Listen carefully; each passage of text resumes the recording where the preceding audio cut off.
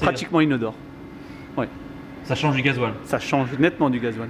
L'absence d'odeur est pour ce chauffeur de bus l'une des qualités de ce nouveau carburant issu du gaz liquide, le GTL. Un carburant testé pour la première fois en France à Strasbourg sur plusieurs bus de la compagnie des transports strasbourgeois.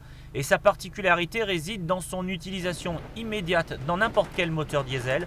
Autre avantage et pas des moindres, la diminution des particules fines, moins 22% par rapport au gasoil. Il n'y a pas de délai de mise en œuvre, il n'y a pas de surcoût de mise en œuvre.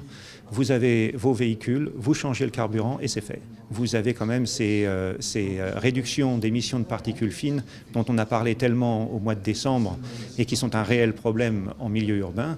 Là, vous avez une réelle amélioration immédiate. Une réduction qui a intéressé sans hésitation la compagnie des transports strasbourgeois, car dans une agglomération comme la capitale alsacienne, particulièrement confrontée régulièrement aux pics de pollution, l'expérimentation de ce nouveau carburant permet d'agir immédiatement sur l'environnement. Là, nous avons des bus polluants, on ne peut pas les mettre au rebut. Nous avons un carburant qui permet de réduire la pollution de ces bus.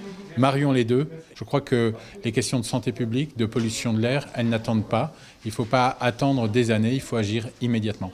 Un carburant qui dans quelques mois sera homologué pour être vendu dans un premier temps aux régies de transport. Seul bémol, son prix 5% plus cher que le gasoil, mais aussi sa fiscalité, qui ne permet pas aux compagnies de transport de récupérer certaines taxes, comme c'est le cas actuellement sur le gasoil, pourtant plus polluant.